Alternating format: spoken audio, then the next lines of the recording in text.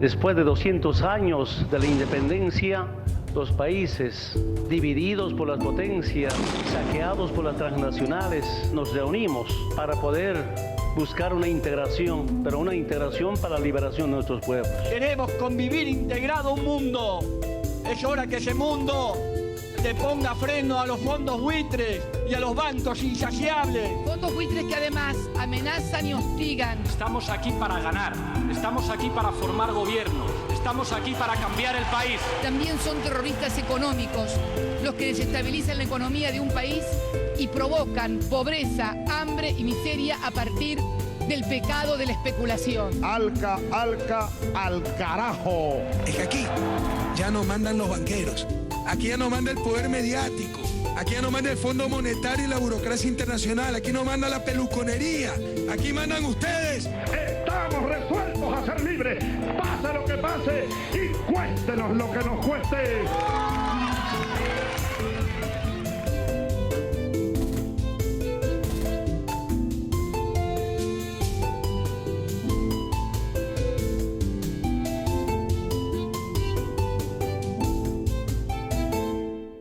Buenas noches. Pues abordamos ahora la segunda jornada de este foro Emancipación e Igualdad que tuvo lugar en Buenos Aires la semana pasada, el jueves, el viernes y el sábado, un foro internacional organizado por la Secretaría de Coordinación Estratégica del Pensamiento Nacional y organizado en particular por Ricardo Forster y también por el Ministerio de Cultura. Este foro ha reunido a intelectuales y pensadores venidos de muchos lugares del mundo, un foro muy excepcional. Hoy vemos esta segunda jornada y vamos a ver dos mesas redondas. Se trata de resúmenes, más que de resúmenes, de sintetizaciones. Las intervenciones de los ponentes y de las ponentes han sido relativamente largas, casi 45 minutos cada una de ellas. Aquí presentamos una síntesis en la cual estimamos que contiene lo esencial del mensaje de cada ponente o de cada ponente femenino. El tema esta noche es un tema que interesa tanto en Europa como en América Latina. Nuevas izquierdas y tradiciones populares en América Latina y nuevas izquierdas y tradiciones populares en Europa. La primera mesa redonda reúne sobre nuevas izquierdas y tradiciones populares en América Latina, reúne por una parte a Vladimir Acosta, que es un intelectual, escritor, pensador, filósofo venezolano, que esencialmente no va a tratar exactamente el tema, como él lo explica, va a tratar de la problemática de Venezuela en este momento. Tenemos también a Nicolás Lynch, que fue ministro de Educación en Perú. Tenemos igualmente a Gabriela Montaño, que representa a Bolivia, fue parlamentaria boliviana. Y por otra parte también a René Ramírez, secretario de Educación Superior de Ecuador. Se trata pues de 4 países, Perú, Venezuela, Bolivia, Ecuador, donde las tradiciones populares son extremadamente importantes y donde los gobiernos progresistas han querido integrar estas tradiciones populares para hacer precisamente de la experiencia de estas nuevas izquierdas unas nuevas izquierdas enriquecidas con tradiciones a veces milenarias.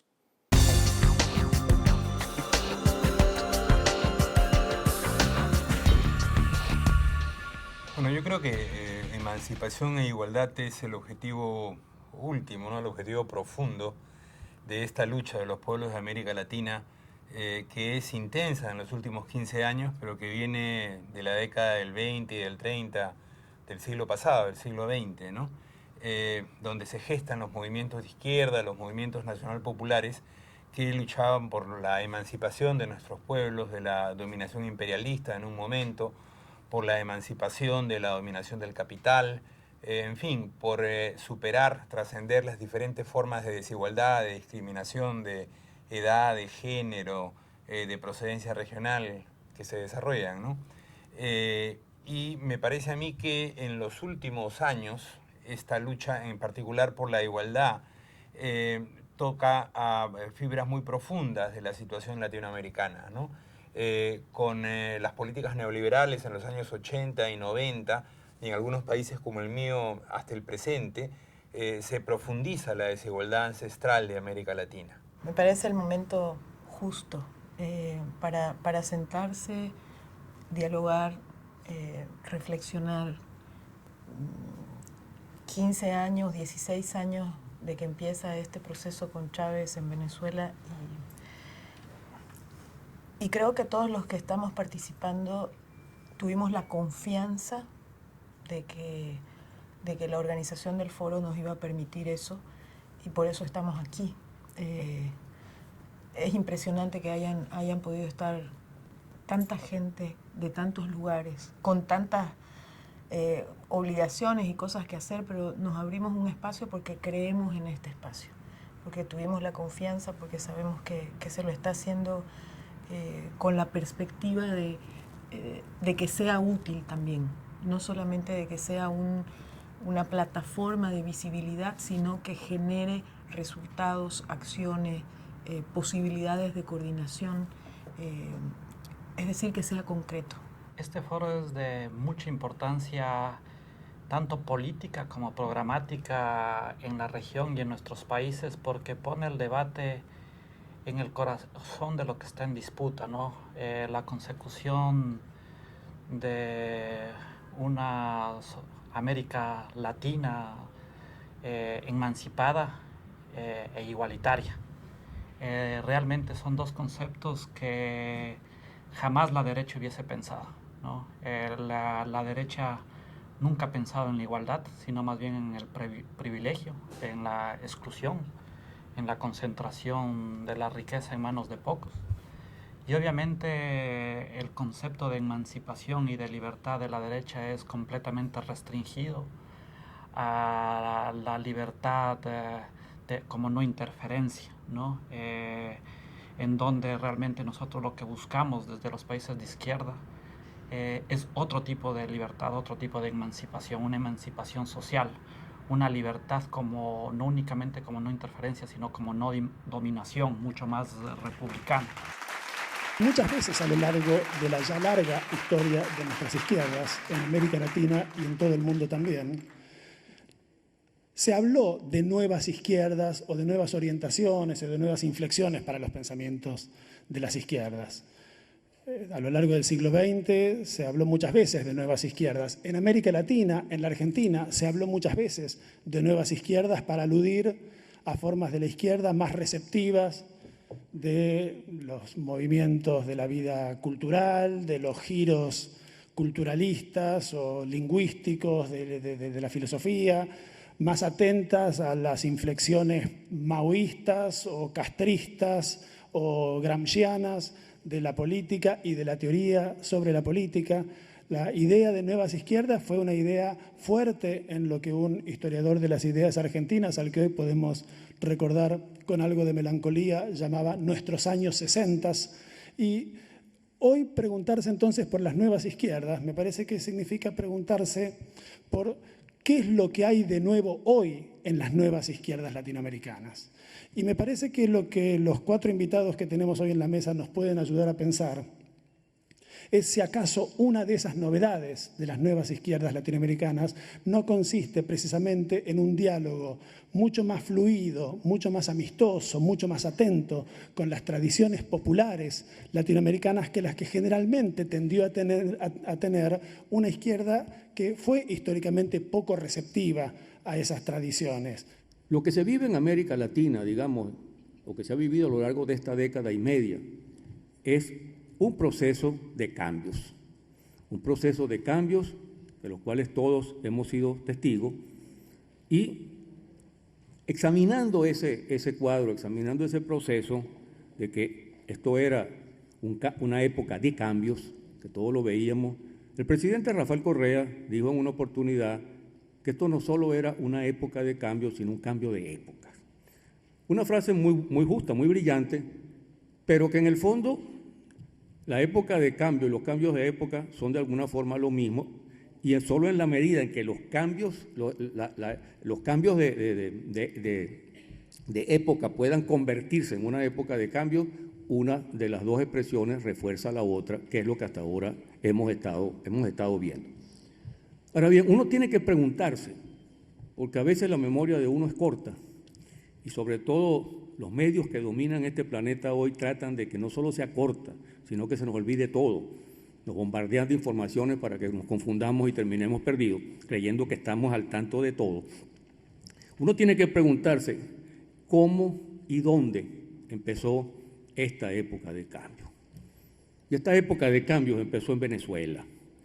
No solo con un antecedente, hay otros, por supuesto que hay otras luchas valiosas en Ecuador y en Bolivia particularmente, pero empezó en Venezuela en 1987, febrero de 1987, se produjo la primera explosión popular contra el neoliberalismo en las calles de Caracas, en las calles de varias ciudades, y provocó una represión brutal de esos gobiernos democráticos, entre comillas, que podían hacer lo que quisieran, porque los medios eran cómplices y tapaban todos los crímenes que cometían.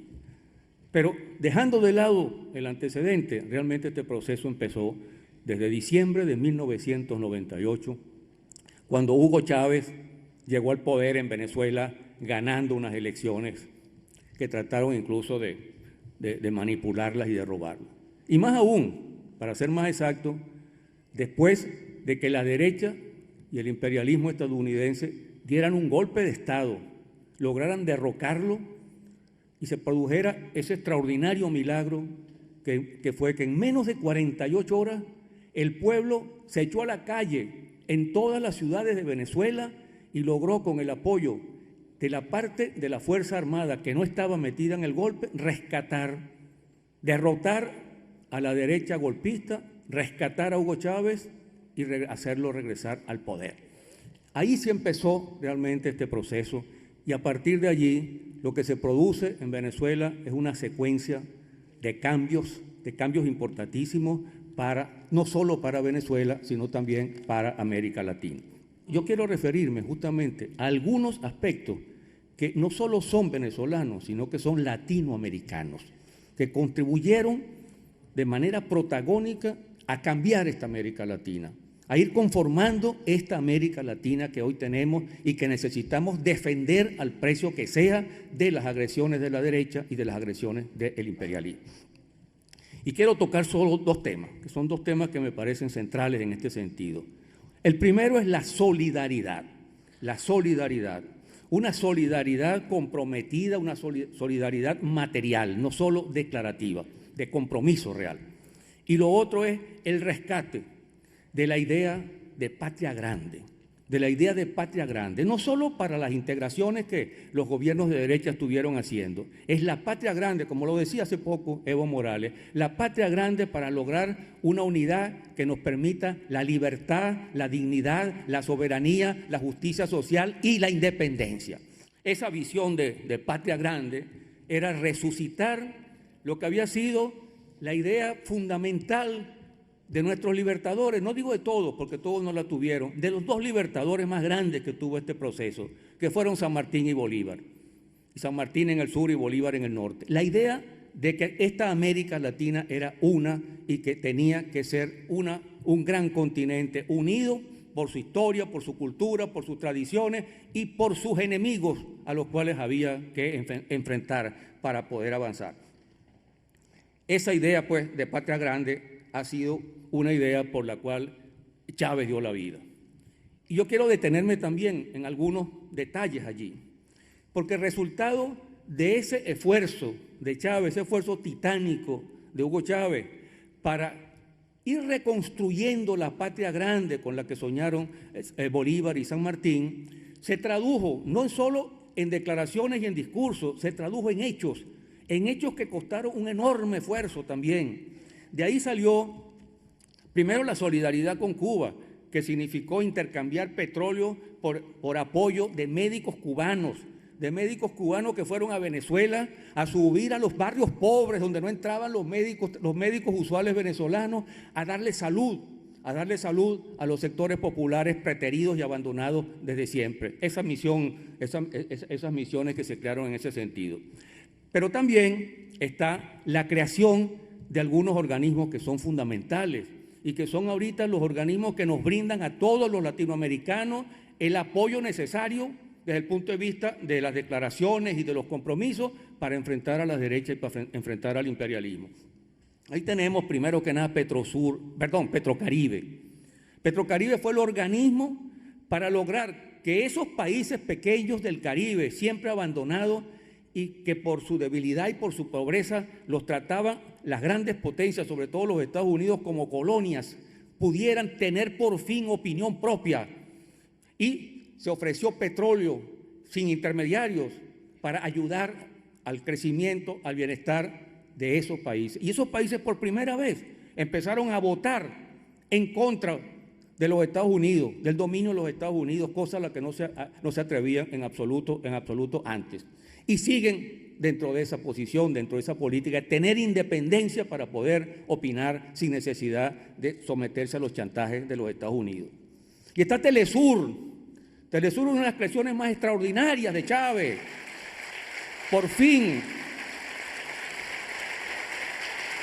que nosotros los latinoamericanos tuviésemos un canal que no nos mintiera como CNN, que no nos engañara, que no nos hiciera trampa, que no nos embruteciera, un canal capaz de decirnos la verdad, para poder enterarnos de lo que estaba pasando en el mundo, no con los ojos de CNN, con los ojos de la derecha estadounidense, sino con ojos propios, con ojos latinoamericanos. Y nosotros con Telesur pudimos ver de verdad lo que hacían los Estados Unidos. Pudimos ver exactamente lo que pasaba en Egipto, lo que pasaba en Siria, lo que pasaba en Irak, lo que pasaba en Afganistán. Corresponsales de Telesur, y eso lo sabe mejor Lourdes que yo, corresponsales de Telesur que recorrieron esos países, que corrieron riesgos. Hay historias de ellos, donde se les disparó, los querían matar porque sabían que Telesur era entonces una empresa televisiva no confiable que iba a montar sus engaños. Un esfuerzo extraordinario que es Telesur y que sigue siendo Telesur. Un ejemplo realmente valiosísimo de esa creación de una patria grande. Y yo no creo que el imperialismo estadounidense en estos años haya estado descuidado. Lo que pasa es que tenía un compromiso tan grande con su fantasía del nuevo siglo americano. Recuerden que ellos son americanos sin más nada. Nosotros tenemos que explicar qué clase de americanos somos. El gentilicio, nosotros nos roban el petróleo y el hierro, sino el gentilicio. Y entonces resulta que estaban embarcados en la invasión criminal de Irak, en la lucha en la guerra en Afganistán, en las agresiones a Yemen, en las agresiones a Siria, en la destrucción de Libia, y eso los tenía más concentrados, y hubo una suerte de descuido inevitable con América Latina. El punto hasta donde aguantaron esa situación fue justamente aquí en Mar del Plata, cuando Bush no podía encontrar la puerta. Y a partir de allí, la ofensiva imperialista empezó a aumentar, empezó a desarrollar, buscando todos los medios, todas las posibilidades, tanto golpes abiertos como el que le dieron a Zelaya, golpes ocultos como el que le dieron a Lugo, y intrigas de todo tipo para recuperar el poder. Y el poder mediático ha sido fundamental en eso. Ahora, en ese sentido, Venezuela, la Venezuela chavista, la Venezuela que hoy continúa con un gran esfuerzo para mantener los logros obtenidos por Chávez, es el enemigo principal, el enemigo fundamental, el enemigo a vencer. El imperialismo estadounidense necesita derrotar al proceso bolivariano, necesita derrotar y someter a Venezuela. Esa es la tarea central, acabar con el chavismo, porque saben que eso es un símbolo, como lo fue Cuba. En otra época le hicieron a Cuba de todo, invasiones, le metieron enfermedades, etcétera, etcétera. Hoy es Venezuela el país central para ellos. Están atacando a Argentina también, por supuesto, pero Venezuela es el símbolo de esa nueva América Latina que ellos quieren hacer retroceder. Y por supuesto hay que defender a la Argentina y hay que defender a Venezuela. Pero yo quiero terminar con una última reflexión. Y esta última reflexión se refiere a la independencia. Porque es que nosotros estamos viviendo en los 200 años de la independencia de nuestros países, de la derrota del imperio español, lo que nos dio unas patrias momentáneamente libres y soberanas. Y entonces quiero hacer un comentario sobre nuestra historia, porque es que nuestra historia de nuestros países, de todos nuestros países, es una historia dura y trágica, una historia donde hemos pasado de un colonialismo a otro colonialismo, de una explotación imperial a otra explotación imperial, y hemos estado prácticamente sometidos, porque después de la independencia se perdió la unidad, se perdió la visión de patria, y nuestros países empezaron cada uno a encerrarse en sus problemas, a tratar de resolver sus propios problemas e incluso a tener problemas con los países hermanos. Hubo guerras territoriales, guerras por espacio, por quitarle espacio a otro país, y pasamos unos años en eso, nos debilitamos, perdimos el sentido de unidad y de patria grande y terminamos otra vez colonizados, dominados por los ingleses y los franceses y después por los Estados Unidos, que son el imperio más criminal de todos los imperios que ha habido en este planeta. Entonces, la pregunta que uno se hace es, frente a esa historia tan triste, es que nosotros, los latinoamericanos, una vez en nuestra historia, una vez vencimos. Y vencimos a un imperio que no era débil, el imperio español. Y la pregunta que uno se hace es, ¿cómo y por qué los vencimos? Los vencimos porque nos movió, gracias a nuestros grandes libertadores, nos movió la idea de solidaridad fraternal, de solidaridad material comprometida, una causa única, y porque nos movió la idea de patria grande, esa idea de patria grande. Hace exactamente 200 años, en 1815, San Martín y Bolívar estaban desarrollando esa idea. San Martín estaba en Mendoza organizando la lucha por independizar a Chile, porque sabía que no había independencia argentina si no se liberaba Chile, y que ni siquiera había independencia de los dos si no se atacaba para liberar el Perú, que era el centro de la opresión contra todos estos países, el centro del poder español, y de ahí habían salido con el virrey Abascal y con la complicidad de la aristocracia peruana, expediciones contra Colombia, expediciones contra Ecuador, y expediciones contra Bolivia, y expediciones contra el norte de la Argentina. Eso era fundamental. Y en 1815 Bolívar, derrotado y exiliado, estaba en Jamaica y estaba escribiéndole a un inglés una carta famosa, la Carta de Jamaica, donde se define con toda claridad esa unidad latinoamericana. Y menos de 10 años después, habíamos derrotado a los españoles. En diciembre de 1824 fue la batalla de Ayacucho y esta América del Sur era libre, gracias justamente a esa visión. Vencimos porque se impuso la solidaridad y porque se impuso la idea de patria que luego se fue perdiendo. Hoy Venezuela está amenazada exactamente por la agresión imperialista. Nuestro pueblo, el pueblo venezolano, el pueblo bolivariano venezolano, está confrontando esa amenaza. Y justamente ese pueblo venezolano, chavista, bolivariano, necesita hoy de esa misma solidaridad que con toda la generosidad del mundo Chávez le dio a los países hermanos, como se la dio a Argentina, como se la dio a todo nuestro país. Una solidaridad que tiene que ser una solidaridad que no sea meramente declarativa. No es que las declaraciones sean malas, es que son insuficientes.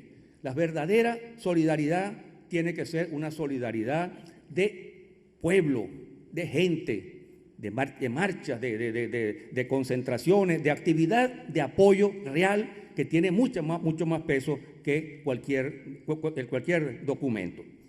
Porque hoy la pregunta que se hace, y termino con esto, la pregunta que se hace es, ¿por qué nuestros países, nuestros pueblos, nuestros gobiernos, incluso los gobiernos revolucionarios, los gobiernos de izquierda, por qué se han ido encerrando otra vez en sus propios problemas? Es decir, pareciera que vamos por el camino de repetir lo que pasó después de la independencia, que se perdió la visión de patria grande, que se perdió la visión de solidaridad y que cada quien se encerró en lo suyo y a tratar entonces de resolver los problemas por separado. Y eso era justamente lo más beneficioso para el imperio inglés y luego para el imperio norteamericano. Mantenernos divididos, cada uno encerrado en lo suyo, nos conducía otra vez, como nos condujo, al colonialismo y a la sujeción imperial. Entonces, ahí está el riesgo de que las derechas se impongan. Y que las derechas se imponga el neoliberalismo y volvamos otra vez atrás. Pero eso no lo podemos permitir. Eso no lo vamos a permitir. No lo vamos a permitir. Nosotros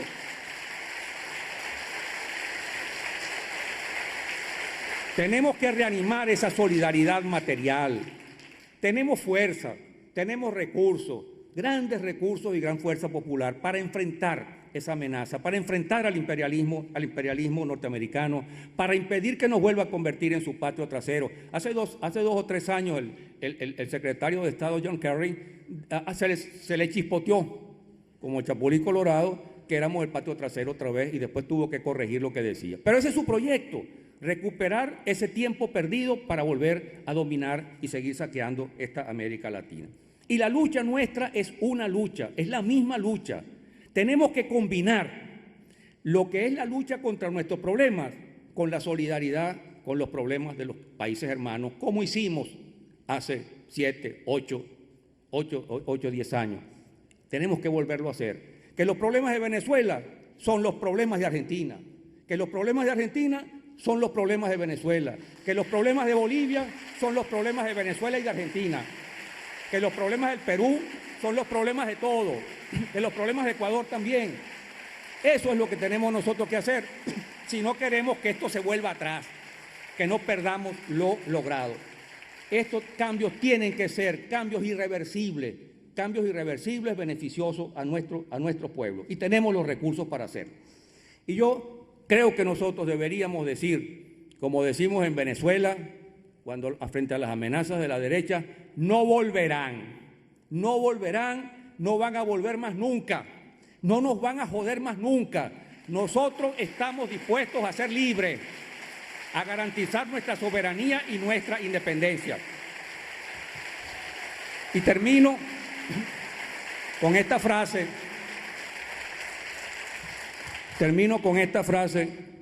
de uno de los grandes próceres de la independencia de Venezuela, José Félix Rivas, que el 12 de febrero de 1814, hace un poco más de 200 años, cuando tenía que enfrentar la avalancha de las tropas de Boves, las tropas realistas, las tropas españolas, encerrado en un pequeño pueblo cercano a Caracas, llamado La Victoria, se trajo incluso desde Caracas, aparte de su ejército, y a los jóvenes estudiantes, y todos pelearon allí por defender ese territorio que era vital para salvar la patria que estaba amenazada.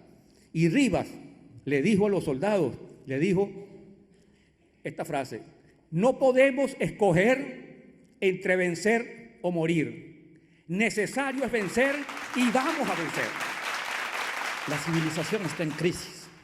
Y cuando hablamos de la civilización está en crisis, yo siempre señalo, es porque el capitalismo está en su máximo apogeo.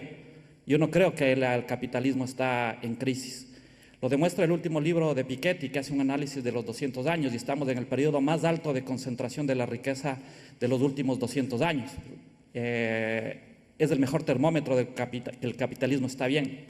Y esta crisis de civilización, producto de este apogeo del capitalismo, desde lo que nosotros hemos pensado como izquierdas, es justamente debido a una crisis del pensamiento, a la crisis de las ideas, y por eso es necesario atacar justamente este corazón, el corazón de esa crisis que tiene que ver con el conocimiento, que tiene que ver con las ideas. Y eso es algo que lo señalaré más adelante. En ese sentido, trataré de defender que el principal concepto que tiene que ver en este foro, que es el de igualdad, lo que tenemos que buscar es una democracia radical. Y cuando hablamos de democracia radical, no únicamente, y aquí quizás voy a ser muy materialista, no únicamente referirnos exclusivamente a la necesidad de ampliación de la participación y la deliberación en el ámbito de la toma de decisiones, sino justamente cómo producir procesos de organización productiva y nuevas formas de organización del aparato productivo completamente democrático y completamente cooperativo, ¿no? sostengo que justamente una real democracia está en la disputa de la materialidad. Ayer nos decía Álvaro García Linera justamente aquello. Nosotros, a la par de construir una democracia radical, nosotros tenemos que pensar en el tema económico. No podemos dejar de pensar en el tema económico, porque por ahí va a ser uno de los principales filtros para atacar completamente a nuestros gobiernos. Y en ese marco, el otro concepto que es fundamental, que es el tema de emancipación, desde lo que nosotros estamos avisorando, pasa por un cambio en la matriz cognitiva.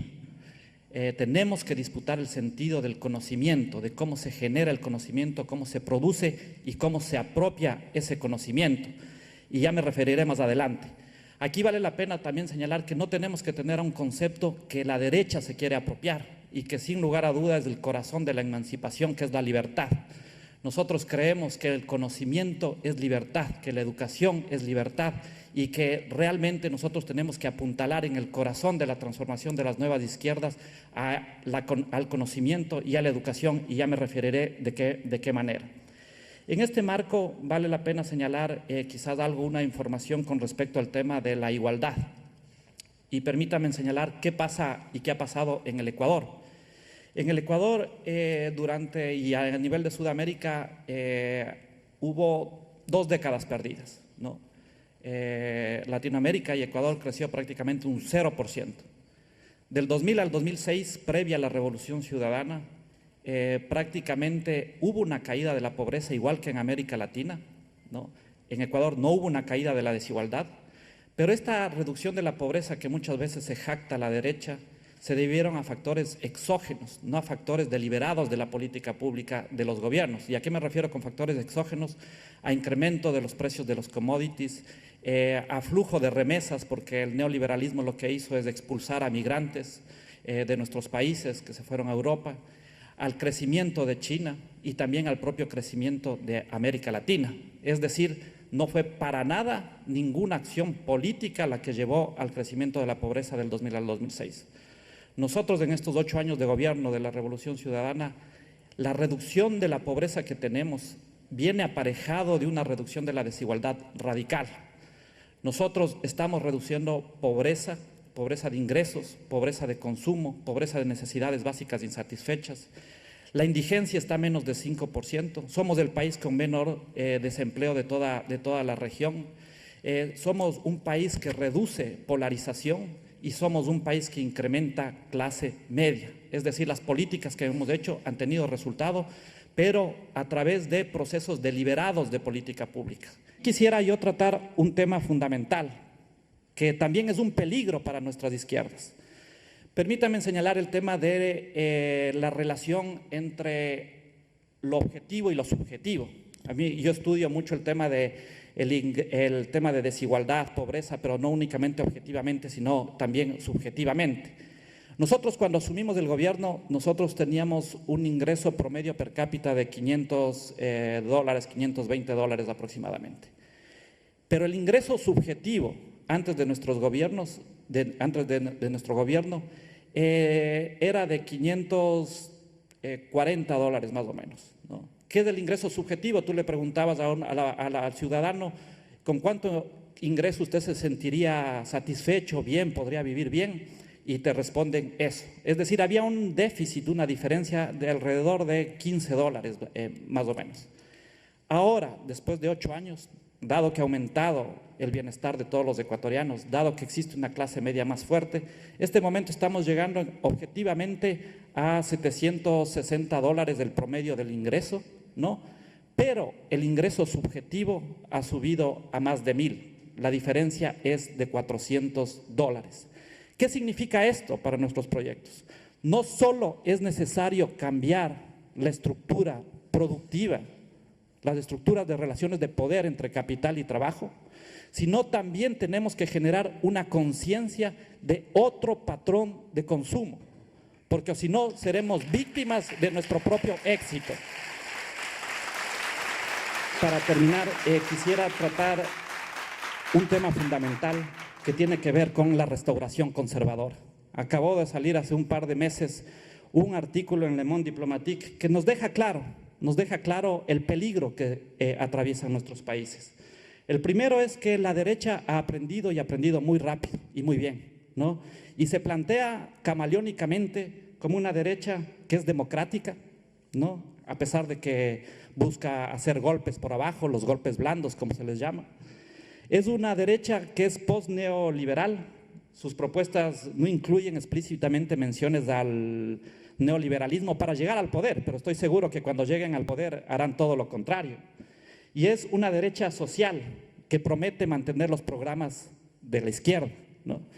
Y en ese sentido es muy peligroso, porque una pirámide poblacional completamente joven que le ofrezca esto, la división izquierda y derecha se hace muy complicado el momento de la votación.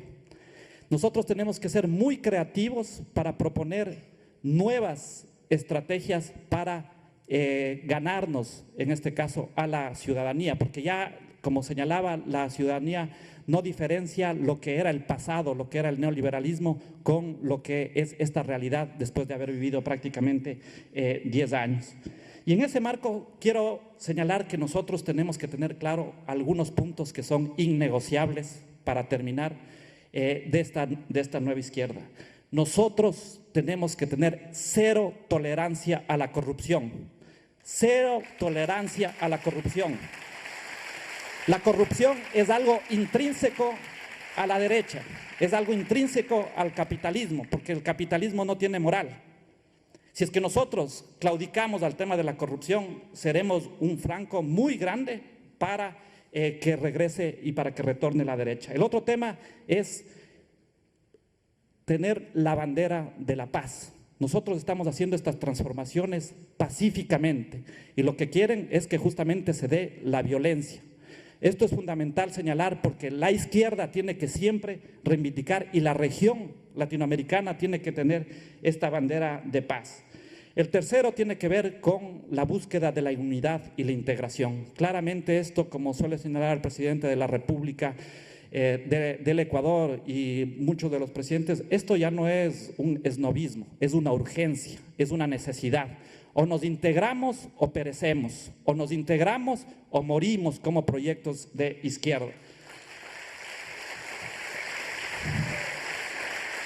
El otro tema fundamental es innovar.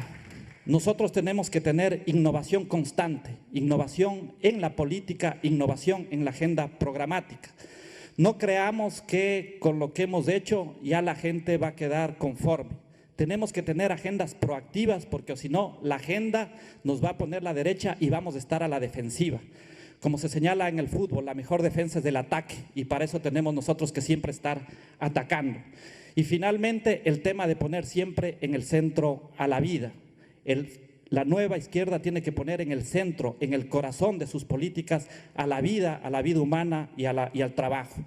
Estoy convencido, estimados amigos, que nosotros como nueva izquierda no solo nos conformamos con administrar bien el capital. Estoy seguro que nosotros podemos cambiar el mundo y es únicamente a través de ustedes y de proteger a nuestros gobiernos que seguiremos caminando en ese otro mundo que es posible y que estoy seguro que podemos conquistarlo. Muchas gracias.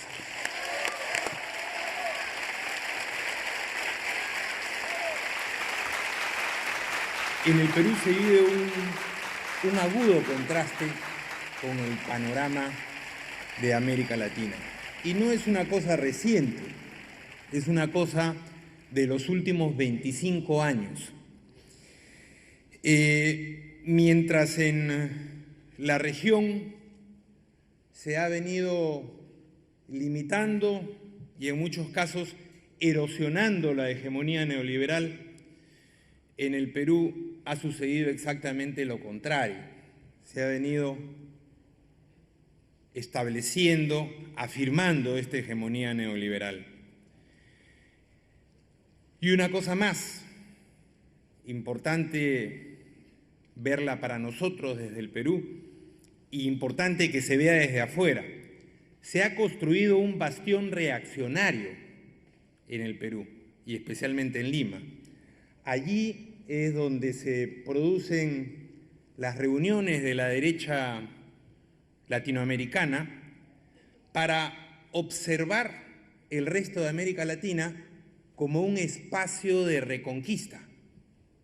Algún amigo me decía hace unos meses, hemos vuelto a la situación de 1810. Nosotros en 1810, o mejor dicho, lo que era el virreinato del Perú, no el Perú todavía, tenía a Abascal como virrey, un virrey empeñoso, un Borbón convencido que quería hacer el trabajo de establecer las reformas borbónicas a las cuales no les había ido completamente bien en el Perú. Túpac Amaru se insurrecta contra las reformas borbónicas 30 años antes, para dar un ejemplo. Entonces, estamos en una suerte de situación virreinal donde esta idea de espacio de reconquista es muy poderosa. Si a uno lo invitan a la televisión o si alguno de los 3 o 4 parlamentarios que tenemos en un congreso de 120, de los de izquierda, se para no ya defender al gobierno argentino, de Venezuela, sino para explicar la situación, lo abuchean y se ríen de él. O sea, en esa situación se está. Lo importante para esta hegemonía neoliberal es que esta nueva relación entre Estado y sociedad, y aquí el intelectual es Vladimiro Montesinos, ¿no? La mente perversa, porque Fujimori es un operador político, básicamente, ¿no? Esta nueva relación entre Estado y sociedad que establece Montesinos se continúa en democracia, ¿no? Y esto tiene que ver, creo, con uno de los núcleos problemáticos en los que no hemos profundizado mucho los que pretendemos desarrollar una perspectiva de izquierda, renovada, nacional popular, ¿no? Se produce una transición cuando finalmente, por razones que no voy a explicar ahora, cae la dictadura de Fujimori y Montesinos, Fujimori huye, Montesinos es finalmente capturado, se desmonta el gobierno del servicio de inteligencia, pero no se desmonta el modelo neoliberal. Y la democracia que se recupera no tiene una ruptura institucional con la dictadura de Fujimori y Montesinos. Y esto es muy importante. O sea, Fujimori, lógicamente, disuelve el Congreso con su golpe de Estado del 92 y llama a una constitución y a un Congreso constituyente que, lógicamente, gana con facilidad, ¿no?, en condiciones de dictadura. Y este Congreso da una nueva constitución, una constitución ad hoc, una constitución de extrema derecha, distinta, por supuesto, de la constitución de relativo consenso que había en el Perú, que era la Constitución de 1979, más bien progresista, ¿no?, una constitución de salida luego del gobierno de Velasco Alvarado, ¿no? Entonces, el hecho de que no haya una ruptura institucional es muy importante, porque la democracia que tenemos, caracterizada rápidamente por un amigo fallecido un par de años atrás, desafortunadamente, Carlos Franco, decía, en crítica a algunos defensores de este orden, decía, es una democracia barata, ¿no? Así como las mercancías que nos hacen comprar sin pagar los derechos de aduana respectivos, ¿no? Esta es una democracia barata. Es un poco el modelo que Schmitter o O'Donnell diseñan en la llamada teoría de las transiciones a la democracia, donde básicamente lo que existen son algunos derechos civiles y políticos y, por supuesto, la represión de los derechos sociales, ¿no? Esta democracia, ¿no?, de competencia entre algunas minorías, ¿no?, que es la que se desarrolla en el Perú, curiosamente en la misma época en que América Latina empieza a desarrollar una democracia de mayorías. Curiosamente en la misma época en que en América Latina se empieza a hablar de participación política. Y se genera un fenómeno que algunos hemos llamado de democracia sin democratización, ¿no?, donde los agentes de la democracia son abiertamente reprimidos y reclaman, ¿no?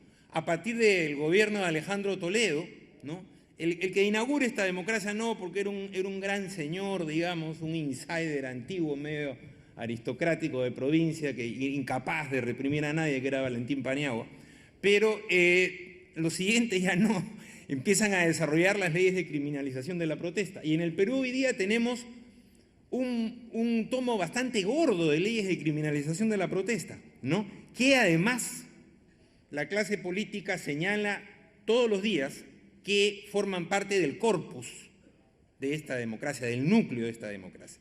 Humala ahonda un elemento que produce una enorme desconfianza en la población, y que es que los gobernantes no cumplen lo que prometen.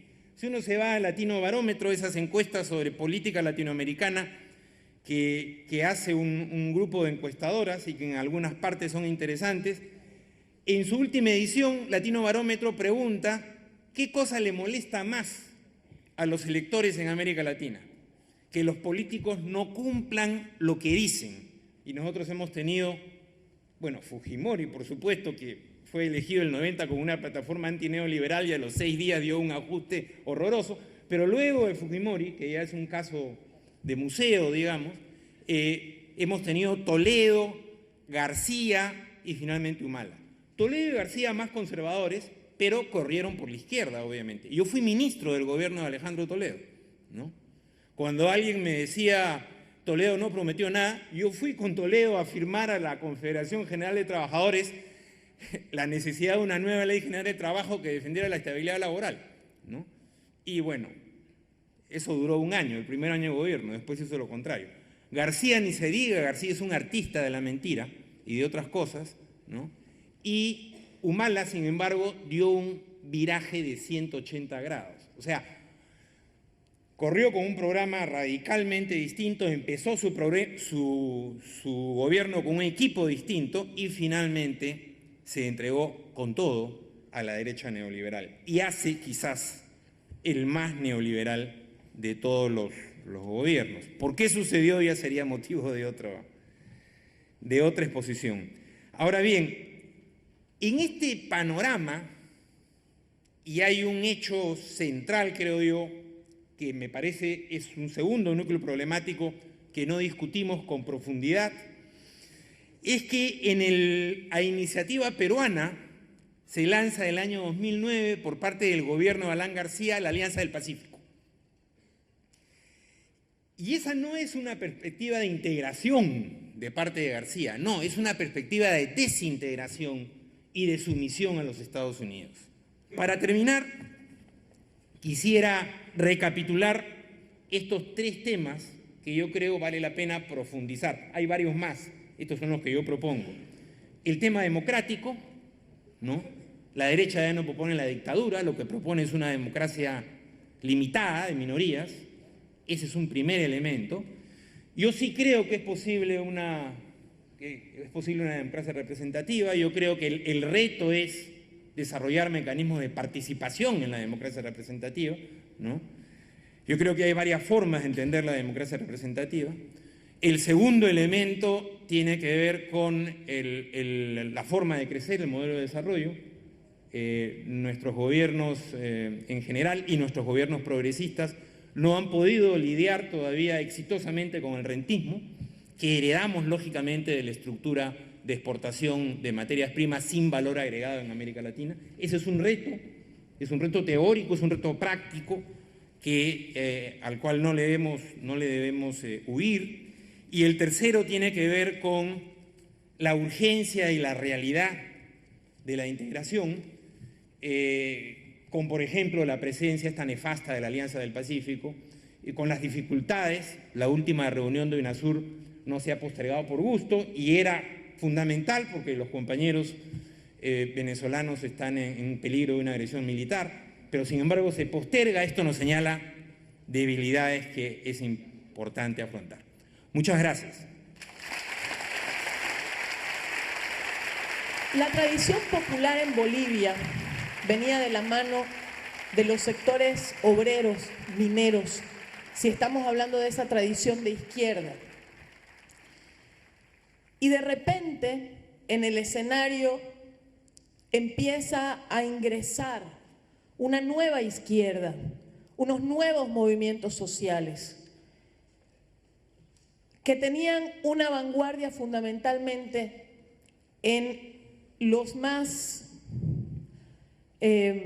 relegados de la historia de Bolivia, el movimiento indígena campesino. Ese movimiento indígena campesino irrumpe en el escenario político boliviano y plantea algunas propuestas que para la mayoría de quienes proveníamos de la izquierda clásica no entendíamos muy bien. Se empezó a hablar de asamblea constituyente, se empezó a hablar de un término que entendíamos un poco mejor, que era nacionalización de los hidrocarburos. Y nosotros decíamos, asamblea constituyente, cambiar la Constitución. ¿Acaso cambiar la Constitución o cambiar las leyes es algo revolucionario? No era el problema de los medios de producción, no era... Y de repente decíamos, ¿por qué cambiar la Constitución?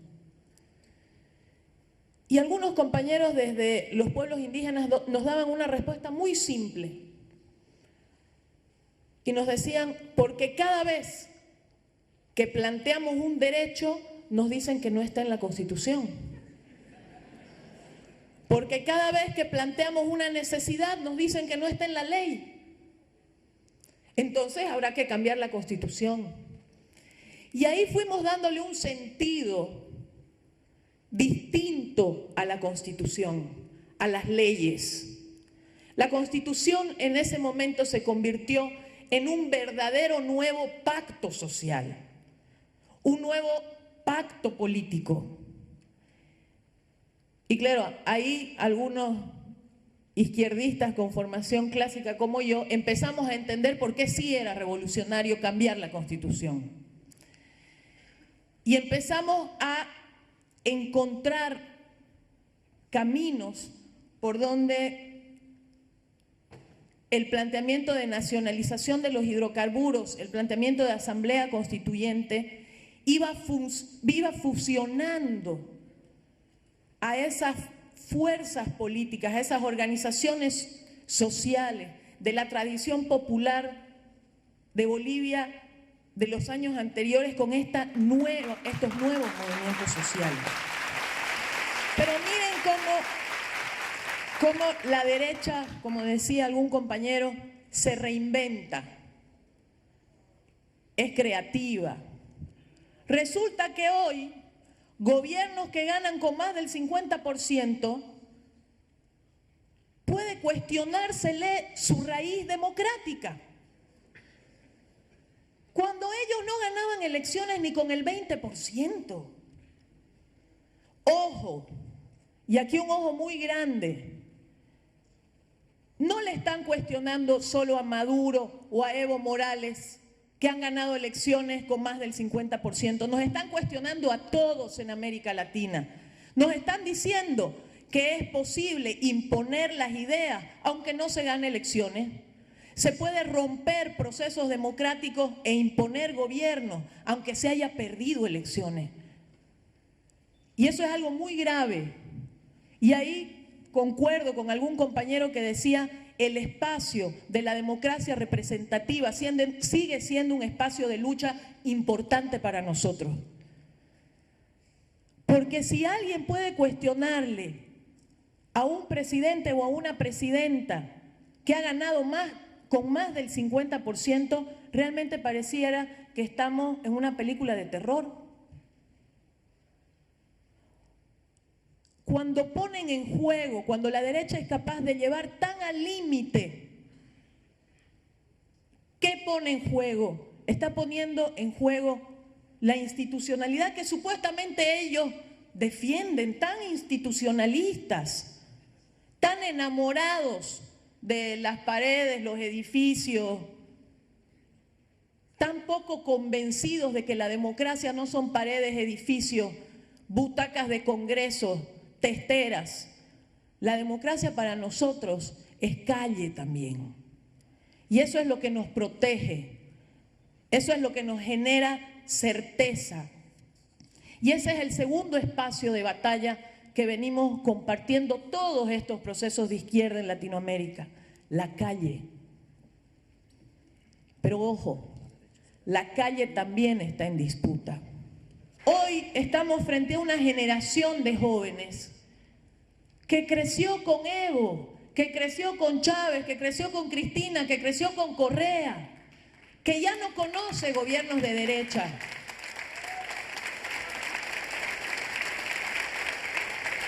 Entonces, debemos preocuparnos, ocuparnos, los que nos decimos revolucionarios y de izquierda, de qué vamos a hacer juntos con esos jóvenes. Porque no podemos creer, y aquí tengo una autocrítica y crítica, no podemos creer que atender a los jóvenes, que generar acciones con los jóvenes, lo hacemos solamente porque son jóvenes, porque es un problema etario. No, no, no, no, no. Debemos tener claro que si la juventud le importa estos procesos, es porque nosotros no los vemos como elementos que van a ir a engrosar el mercado y el consumo. Nosotros los vemos como energía creativa, como quienes van a impulsar la posibilidad de encontrar nuevas salidas y nuevas respuestas a la producción sin la destrucción. Van a ser quienes van a generar, los necesitamos para generar respuestas creativas. Somos gobierno, ¿cómo no vamos a necesitar a los jóvenes para gobernar? Me costó mucho intentar imaginarme cómo conectar una experiencia que siempre se ve, que es la experiencia boliviana o la experiencia ecuatoriana, como fundamentalmente de un proceso de mayorías indígenas, puede servirle a países, a gobiernos, a compañeros de izquierda en Latinoamérica que no tienen una mayoría indígena probablemente, a compañeros en Europa que no tienen una mayoría indígena. Y fruto de esa elaboración, creo que hay algunas cosas que quiero compartir con ustedes de las conclusiones que pueden sacar otros pueblos de Bolivia y que pueden ser útiles porque son certezas y la gente necesita certezas. La primera certeza que Bolivia muestra al mundo es que es posible que los más marginados de la historia lleguen al poder y al gobierno.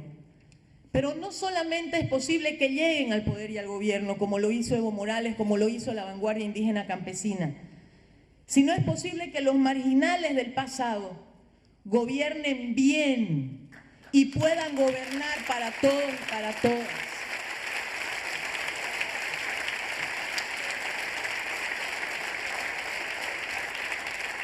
Una siguiente certeza que les puede dar Bolivia: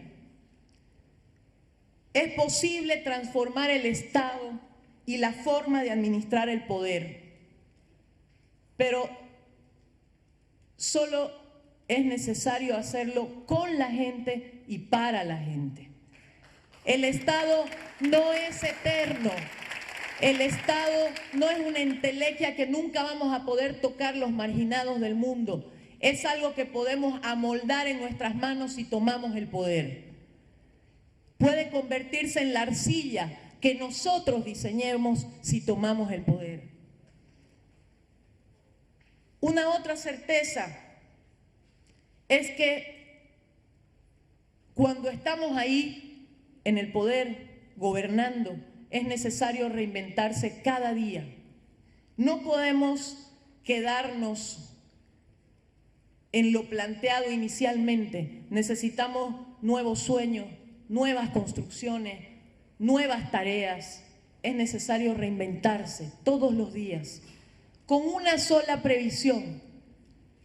Reinventarse no quiere decir abandonar los principios y valores que nos dieron origen. Nunca puede significar abandonar esos principios y esos valores.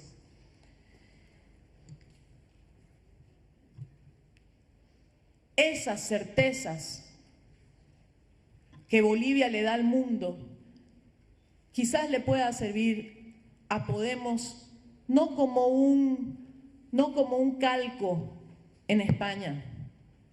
Tendrán que construir ellos su propio camino. Pero estas certezas demuestran que es posible, nada más.